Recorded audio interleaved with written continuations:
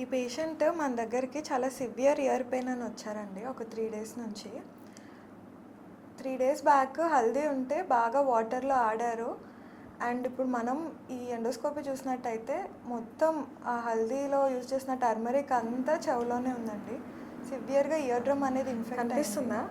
ఆ కర్ణబేర్ మొత్తం ఇన్ఫెక్షన్ అయిపోయింది. సో ఇది మొత్తం ఇప్పుడు డీప్గా ఎండోస్కోపీతో క్లీన్ చేసేసుకొని మెడికేషన్స్ పెట్టుకోవాలి.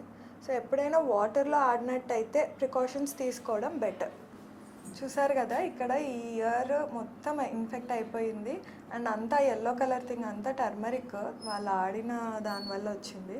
సో ఇప్పుడు అదంతా మనం క్లీన్ చేసుకోవాలి. ఇక్కడ ఎండ్లో కనిపించేది ఏంటంటే కర్ణబేర్ అనమాట. అది కూడా ఫుల్గా ఇన్ఫెక్ట్ అయిపోయి లోపలికి వెళ్ళిపోయింది. ఇక్కడ చూడండి, ఇయర్ బడ్ పెట్టినట్టున్నారు మీరు.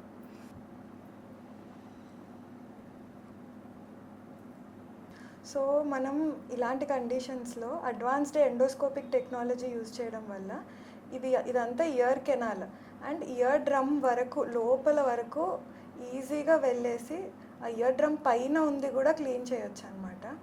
సో మీరు ఈ వీడియోలో చూసినట్టయితే ఇయర్ డ్రమ్ పైన కూడా ఉంది. సో దాన్ని కూడా మనం ఈ టెక్నాలజీ యూజ్ చేసి క్లీన్ చేయొచ్చు. So patient will have faster recovery and infection కూడా త్వరగా తగ్గిపోతుంది.